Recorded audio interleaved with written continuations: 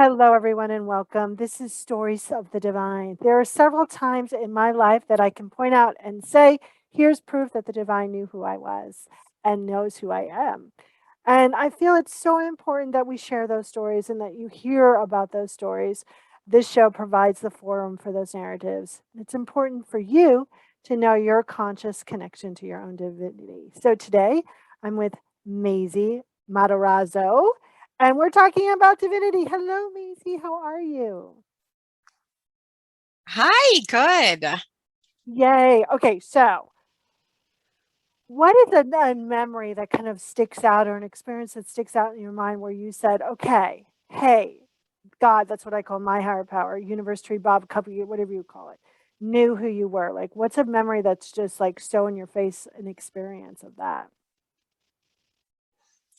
Yeah, I mean, one of the biggest ones is the time that I spent in corporate forever, going from job to job, contract to contract. And the last one that I participated in was one of those where I kept noticing the nudge from divine.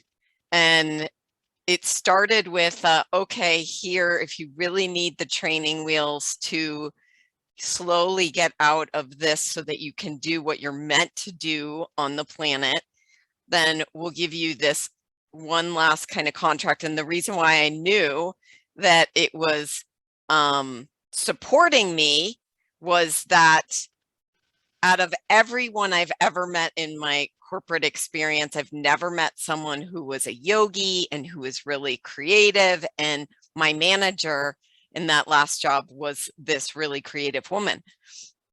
And she totally got me. And it was really like, okay, I can do this. But what I also noticed as part of the divine plan was quickly those, I called them my security blankets there, were siphoned out. Like, you know, she was no longer my manager within a couple months. Being able to work from home was gone. And then it just got to the point where it was obviously like I was pushed into a corner and it was like, this is it. There's nothing else I can show you that I just couldn't do it without the things that I thought I needed there. So that was a big one because it started a completely different chapter of my life. Yeah. And I also think, sometimes like, we're co-creating with the universe. And so I think sometimes we push ourselves to the edge to kind of prove to ourselves that the universe has our back, right? And so, yes, everyone has free will and everyone operates on free will, but I think that so often we conspire with the universe to support us in ways that seem unsupportive. And so I think so often that allows us to really recognize divinity in our life. What has been a challenge or kind of a conflict that you've had to overcome in order to have a better relationship with your own divinity? I mean, I think the obvious one is trusting it. And now it's really just part of how I function. I do a lot more partnering, like you said. It's a co-creating. So it's asking and looking for the support and acknowledging the things that occur on a regular basis, and noticing even how the subtleties of, like, even this amazing tree outside my office that's golden right now, how that gets to contribute to my day today. And pretty much I know now that ask and receive is a reality. Yeah. And it's always been a reality. We just Yes. participate it more and more, right? And so that allows more and more goodness to show up in our lives. And, one of the things that you're here to do in the world is really to help people understand and experience healthy relationships with themselves and then with their, partners.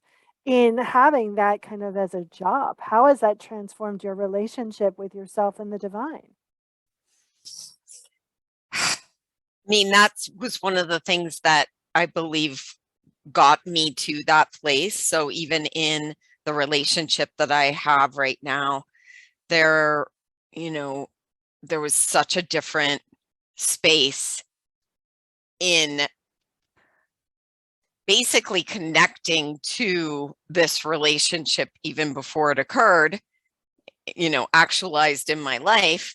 And, um,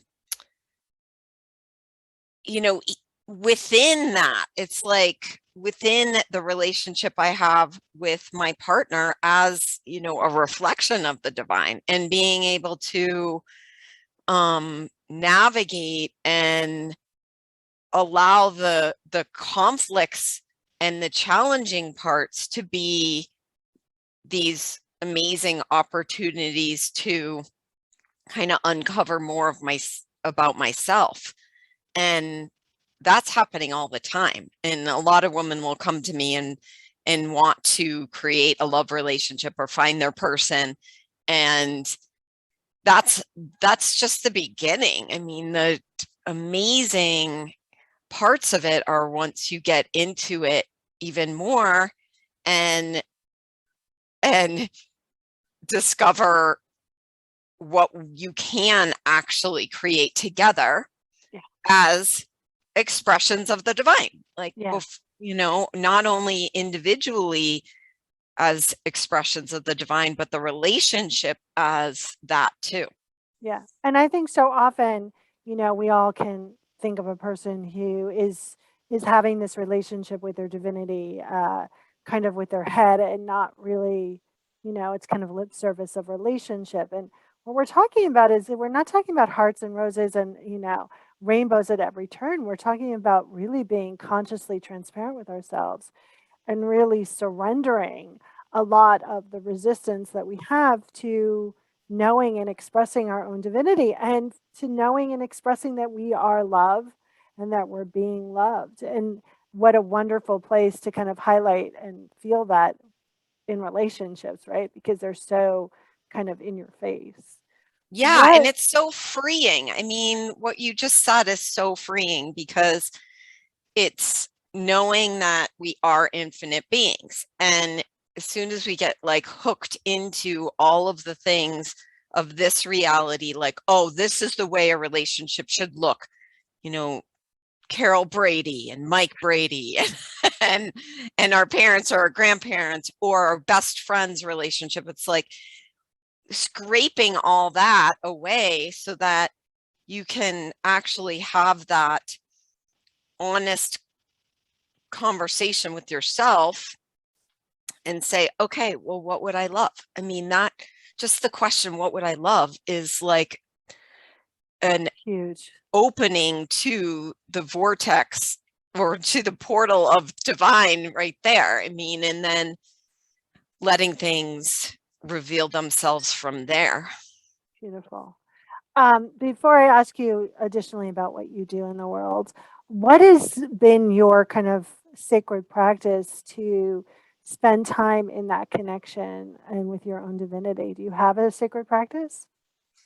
I have a zillion sacred practices, I would say. I mean, I used to be very more structured in doing a meditation practice every day and picking something that I would do for, 40 days, 90 days, something like that, that gave me that space, and a commitment to it.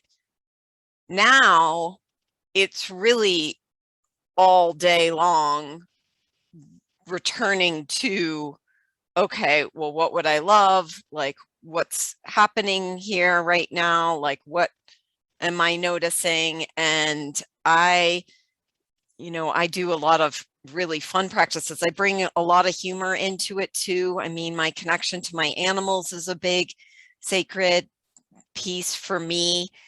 And I, pull recipe cards. That's kind of a unique thing that Love I've it. done, which is really silly, and I call it dead old lady readings, and that's my connection to the other side. And then more recently, consciously putting myself in nature, because it can be really easy as an entrepreneur to lock behind the desk all day. And I actually have a blast creating at my desk. And at the same time, what I notice is a real what's the word? What expedites my connection is to like get outside, have my feet on the ground and stare at trees and and hear water and Yeah. get into nature a little bit more, Yeah. And it's also the move easiest my one. body. Yeah. You know what I mean? Like those are Yeah. things that we should, in quotes, be naturally integrating our days, because to be in nature and remember that you're whole and complete is really without effort. There's not a lot of shifting that you have to do there. It's almost like your body just goes there naturally. So tell us a Yeah. little bit about you as an entrepreneur. Don't forget to give out your site, but what do you offer to the world? Well, my goal is, and you've definitely helped me with this too, is I play with single women who are typically over 40, 50, 60, who get to a place in their life where they recognize, you know what, I truly do want to have a person to share my life with. And perhaps it hadn't worked up until then. Maybe there was a loss, or maybe there was a long-term marriage that didn't work out. Whatever the thing is, that there is a sense that there's some emotional blocks in the way, or just a sense that there's something that needs to change in order to receive something greater. And I've created the Super Love system where I support people in getting that art and consciousness of finding the one. So, it's really so different than any other relationship or love coach you'll talk to, because this is a consciousness practice and receiving, something that I like to call unicorn love, which is the kind of love you never thought could exist, but it does. If you have that inspiration in your heart right now, then that is the divine tapping you to say, hey, you get to have this. That's beautifully said. What's your website?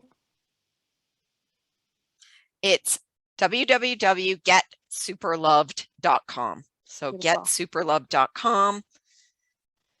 Lots of things there. Lots of things, and I really recommend people check it out. That will be in the show notes. Thank you so much for playing with us today and being consciously transparent, and for spreading your unicorn love all over the planet. So thank you so much. Thank you. Yay. And if you're interested in having a deeper connection, you can log on to soullanguage.us/gift of purpose and get your free gift to explore your purpose and understand your connection in a bigger way. I'm Jennifer Urezzio. Thank you for watching, and we'll be back next week. And if you have any questions, don't hesitate to reach out. Bye for now.